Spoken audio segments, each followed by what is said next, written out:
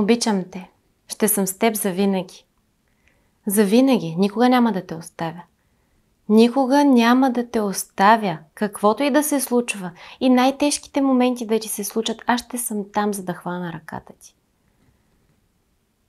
Казвали ли сте го? Всъщност днес няма да ви говоря на вие. Днес ще ти говоря на ти. Защото това се е случвало на всеки един от нас и тази тема я чувствам много близка. Защото няма нито един човек на тази вселена, на който да не му се е случвало да повярва в едно илюзорно завинаги и в един момент да остане сам. Като малко кученце, загубено насред големия град и да се чуди какво следва от тук нататък. Как да продължа? Без значение дали си загубил работата си, без значение дали си загубил партньор, без значение дали си загубил близък или роднина, без значение дали той ти е бил отнет по собствена воля или по вселенските закони, няма значение. Загубата си е загуба. Тази загуба съпътства със себе си различни етапи, през които трябва да преминем, за да можем да се справим с болката. Защото колкото и да ни се иска да си говорим за ведри неща и за неща, които ни носят щастие, истината е, че докато не изчистим травмите си, докато не преминем през всичката болка, която имаме, няма как да започнем да живеем щастливо. Защото някъде там потискаме едни емоции, които смятаме, че е по-удачно да задържим вътре в себе си, защото дадем ли им волята да излязат, ще ни залее някаква вълна, с която може би няма да успеем да се справим. Истината не е такава. Истината е, че през всеки етап на човешкия живот се преминава, стига да имаш коража и топките да преминеш през него. Сега ще си говорим за етапите на раздялата. Първият етап е отричането. Пак казвам, няма да повтарям на всеки етап, че става дума не само за раздяла между партньори, но става дума и за раздяла във всеки един аспект от живота. Ще бъда насочена основно, естествено, към раздялата тук, в душата. Случвало ли ти се да си кажеш: "О, аз не съм изоставен, мен не са ме зарязали, мен не са ме уволнили. Аз съм просто в един такъв етап от деня, който са ми казали нещо, което не искам да чувам и после ще си легна, ще поспя и сутринта ще се събудя и това ще е бил един кошмар." Или да, телефона ми мълчи. Мълчи, обаче това е сега. След мъничко ще звънне. Всеки момент ще звънне, ще ми се обади и ще каже, че се е шегувал. Или че се е шегувала. Да, ама телефона продължава да мълчи. И нищо не се случва. И в този етап на отричането всички ние си казваме: "Това не е възможно. Това не се случва на мен." Това е един етап, един период, който с едно щракане на пръсти ще премине и вече на другия ден няма да го е имало. Не е така. Тук е. Съществува и естествен етап, през който се преминава. Отричането съпътства със себе си много стрес за организма, защото в един момент, както си представил бъдещето с един човек, както си представил да си на работа в тази професия, заобиколен с тези колеги, или както си представил, че родителите ти ще бъдат винаги до теб, но нещо по-силно ги е отнело. Или както си представил, че някоя твоя приятелка ти е най-добрата приятелка, но пък тя си е тръгнала. И знаете ли какво? Знаеш ли какво? Казваш си: "Не, това не ми се случва." Истината е, че се случва и когато сме в този първи етап, това, което усещаме е като симптоматика, изпотяване на ръцете, по-силно сърцебиене. Сърцебиенето е хубаво нещо, това ми го е казал кардиолог, ако го няма, значи не си жив, но разбирате ме за какво говоря. По-плитко дишане. Това плитко дишане е един вид анестезия за организма, защото дишането, знаете, има много практики с дишане, които дълбоки медитации или различни видове и практики, които да могат да ни успокоят и да ни възвърнат, що годе е някакъв баланс. Това всъщност е защитната форма на нашия организъм, която се опитва да ни покаже, че ние няма да умрем. Въпреки тежката ситуация, въпреки това, че не сме в най-благоприятното за нас положение. В тази първа част, която изпитваме, етапа на отричане, си представяме до безкрай какво е можело да направим, какво е можело да променим, за да не се стига до тук, или просто живеем в една такава ситуация, която е все едно във филм. Все едно това е чужд филм, не е моя. Трябва да пуснем тази ситуация да премине. Следващия етап или фаза е гнева. Това е опустошаващия гняв, който има 3 варианта. Да бъде насочен към човека, който ни го е причинил. Да започнем да си казваме колко много го мразим, колко ужасен човек и как може да ни го причини. На фона на всичко, което сме направили и на всичко, което сме скъсали от себе си. Как може изобщо този негодник или тази жена, или този работодател, или този приятел да ни го причини? Ако гнева обаче не е насочен към причинителя, може да е насочен към близките. Често, за жалост, близките отнасят удара. И тогава сме като една бомба с закъснител. Тогава само някой да ни каже дума накриво и можем да избухнем до такава степен, че да пометем всичко със себе си. Тогава режем до кокъл всички и всичко съществуващо около нас. Третия вариант обаче е този гняв да бъде насочен към нас. Това е най-опустошаващия момент, който никой не знае всъщност дали ще стигне до него. Да започнеш да се самонаказваш, спираш да ядеш, спираш да се движиш, спираш да правиш всички обичайни неща, защото искаш да се накажеш, искаш да умреш, дори понякога заради тази болка, която изпитваш и си казваш: аз съм гневен на себе си, аз съм виновен за това нещо. Заради мен се случва тази ситуация. Не е така. Всяко нещо си има причина в този живот. Днес не разглеждаме причините за раздяла, днес разглеждаме фазите. Следващата фаза, през която се преминава, са преговорите или по-скоро, така по-нашому казано, пазаренето. Пазаренето е много сладък момент, защото в него започваме да си представяме, че бихме могли все пак да променим ситуацията. Една жена може да си каже: ще се променя, ще си боядисам косата, ще си отрежа косата, ще си сложа силикон, ще почна да спортувам, ще спра пиенето, ще спра пушенето, или ще почна пиенето, ще почна пушенето, или пък куп други неща, които ще коригирам в себе си, за да може този човек да ме пожелае отново, за да може да си каже: и какво изтървах да му се не види. Но това е в нашата глава. Във всяка глава е. Повярвай ми, в твоята също.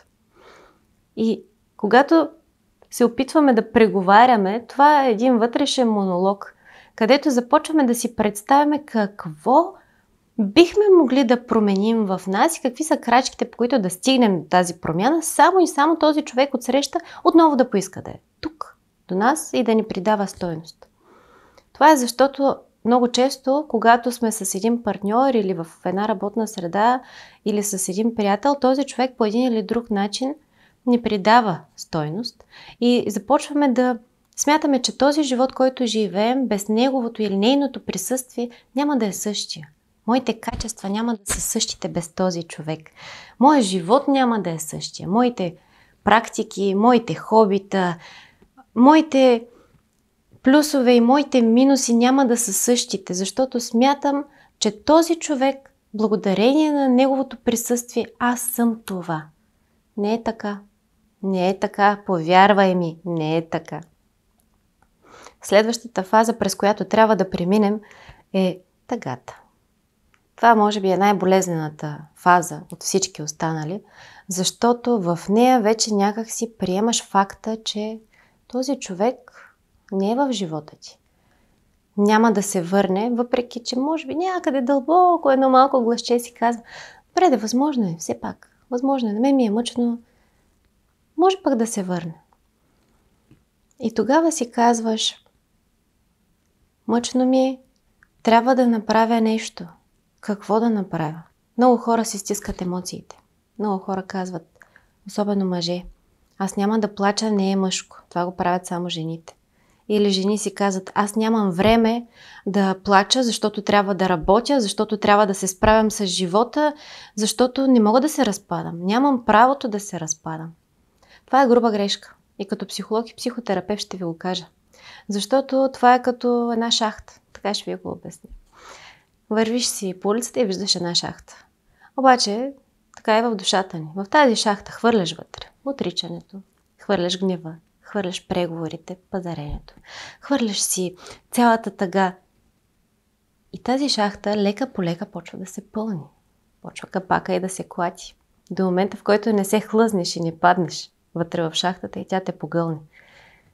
Трябва да си позволим да не пълним тази шахта с всичките тези емоции, а да им дадем воля, да излязат, да ги преработим и да се справим с проблема, за да можем да продължим да живеем един по-щастлив живот. Защото живот след раздяла има. След каквато и да е раздяла. Да, някои не се забравят, да, някои са тежки, но въпреки всичко, живота ни е даден за това да го живеем и да си учим уроците. Много се отклоних, да се върна на тъгата.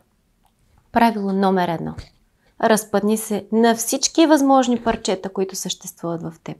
Разпадни се до такава степен, че да плачеш, да цвилиш като магаря, да крещиш от болката, която изпитваш отвътре.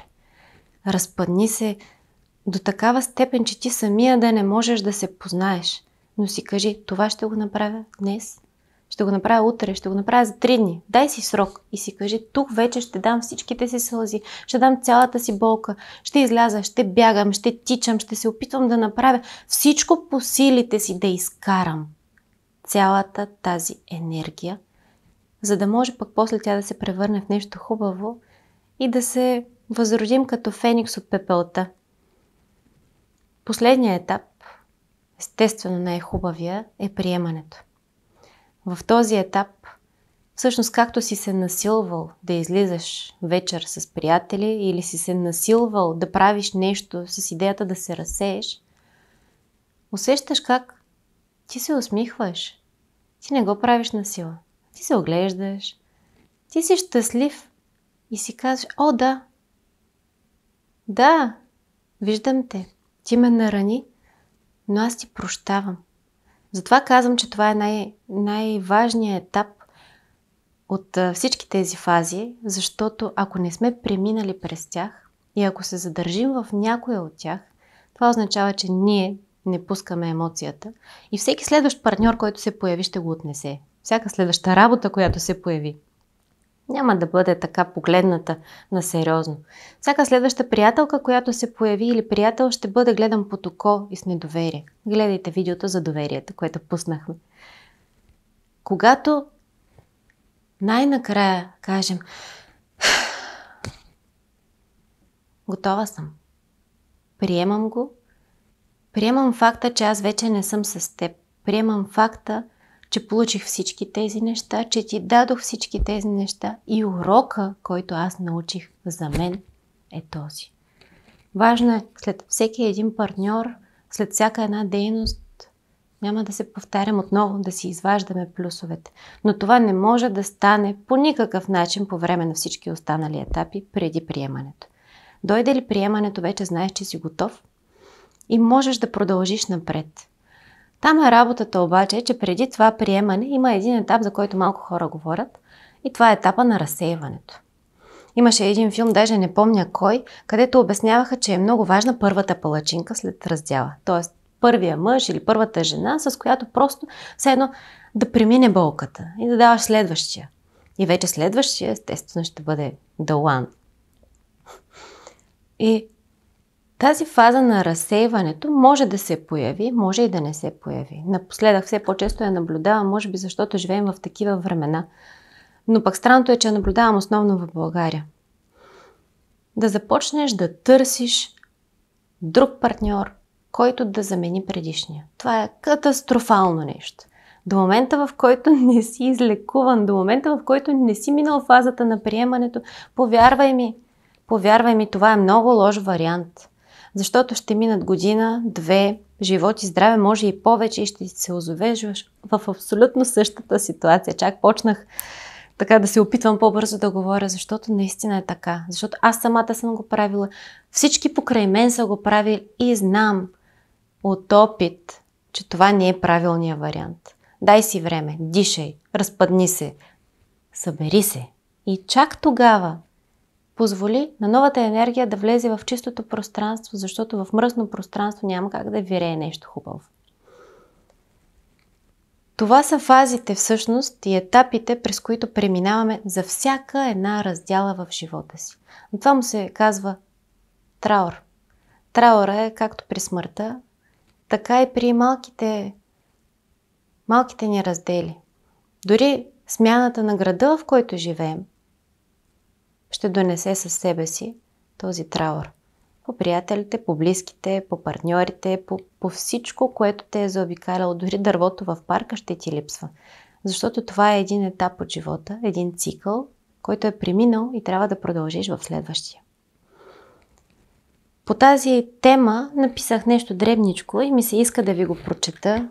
Надявам се някога това да се превърне и в книга. Всъщност, сигурна съм, че ще се превърне. Така. В човешките взаимоотношения има прекалено много сложност и твърде малко простота. Борим се за надмощие и притежание, а забравяме смисъла на връзката. Твърде много изисквания и твърде малко действия. Нужна е смелост да се разделиш с някого и честност и топки. О, колко топки са нужни да погледнем доскоро обичания и да му кажем: аз не те обичам вече. Изисква се гордост да стоиш за думите си и доблест да не залъгваш от срещния, фалшиво стоейки до него не от любов, а по навик. Никой не ти е длъжен и нека не позволяваме края да ни изпълни с омраза.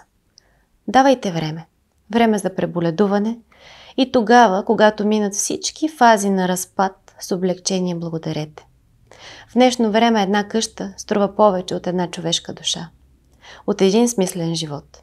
Една кола е по-ценна от радостта в очите на близките и всъщност вещите, емблемите са по-близки от близките. Изпълнени сме с пороци, склонни сме да мразим, съдим и отмъщаваме, но не умеем да прощаваме, ценим, обичаме и разделяме като големи. Страхуваме се от промените, обречени илюзорно на навиците, миналото или дълга. Можем да живеем с миналото, но не и така да градим бъдеще. Боли, истина е. И какво страшно има в това? Всеки растеж боли.